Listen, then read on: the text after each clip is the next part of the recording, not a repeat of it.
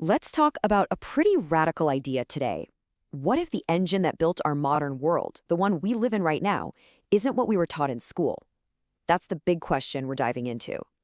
And the book that's going to be our guide on this journey is Born in Blackness by Howard W. French.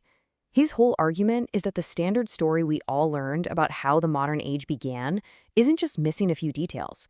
It's fundamentally wrong. So let's just start with this one provocative question. What if the history that we all know, the one about the European Enlightenment and the Age of Discovery, what if it starts in the completely wrong place, with the wrong motivations? And because of that, it just misses the entire point of how our world was actually made.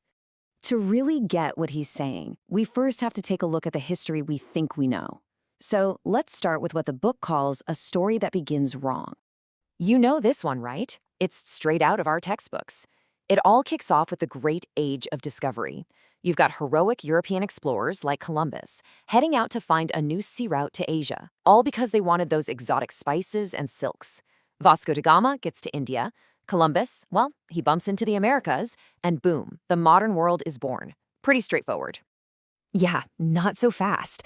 According to Howard French, that simple story is profoundly misleading. He argues that this laser focus on Asia totally obscures where modernity really began.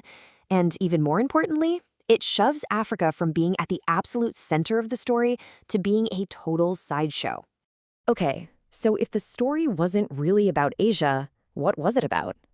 Well, the book argues that for Europe's first explorers, the real target, the real prize, was Africa. All right, so if the story we learned starts in the wrong place, where does the real story begin?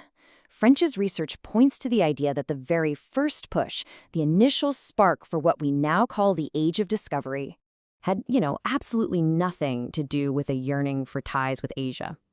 That whole thing, that came later. The original motivation was something else entirely. The real prize, the initial goal for European powers like Portugal, was to finally get direct trade access to the legendarily wealthy black societies of West Africa. And what were they famous for above all else? Gold. Piles and piles of it. And get this, the massive amounts of gold the Portuguese started pulling out of West Africa in 1471, that wasn't just pocket money for the king. No, that was the seed money. It was the capital that literally funded the more famous voyages to Asia and the Americas that came after. The point is, Africa wasn't a detour. It was the launch pad. But the story doesn't stop with gold. The relationship that began with this quest for gold, it pivoted. Europe's focus shifted from one valuable thing to another, and then, horrifically, to people themselves. And this pivot creates a brand new, terrifyingly efficient economic model. The plantation system. I mean, think about it. A system designed for one purpose, growing massive amounts of cash crops, especially sugar, all of it powered by the forced labor of millions of enslaved Africans. This system, right here, would become the true engine of the new global economy. And the amount of money we're talking about is it's staggering.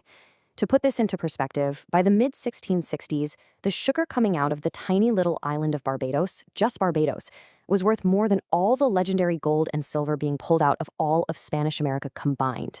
This wasn't just a business, it was a revolution built on sugar and slavery. And people back then knew exactly how critical this was. The author Daniel Defoe laid out the brutal logic in plain English. He basically said it's a chain reaction. No African slave trade, no enslaved people. No enslaved people, no sugar.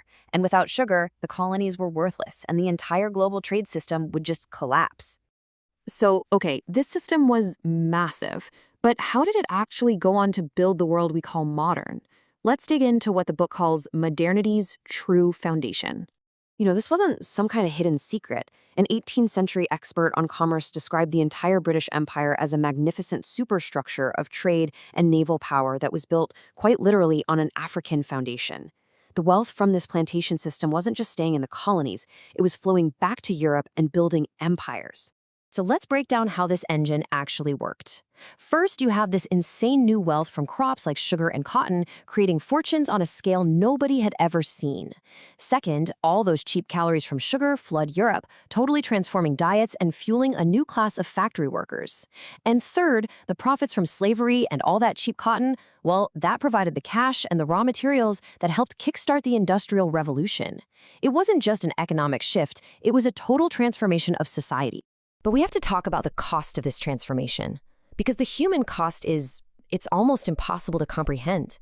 On top of the roughly 12 million Africans who survived the brutal journey to the Americas, it's estimated that an additional 6 million people were killed during slave raids or died on forced marches to the coast before even reaching the ships. The total demographic devastation is just staggering. And when you truly grasp that human cost, you have no choice but to completely re-examine where our modern world comes from. And that brings us to our conclusion, re-examining our origins. So here's the bottom line. In this revised history, Africa and African people are not a footnote. They're not a tragic side story to the rise of the West. They are the absolute linchpin. Their labor, their bodies, and the wealth generated from them were the indispensable foundation for the modern world.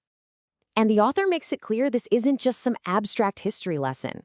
He writes that while we are all products of this history, his own personal connection as the child of African-American parents makes him especially conscious of these deep, often painful connections that tie the past to the present. And that leaves us with one final big question to think about. If we shift our historical starting point from Europe's quest for Asia to its quest for Africa, how does that change our understanding of everything that came after? How does seeing Africa as the engine, not the afterthought, reshape how we view the wealth, the power structures, and the inequalities of the world we inhabit today?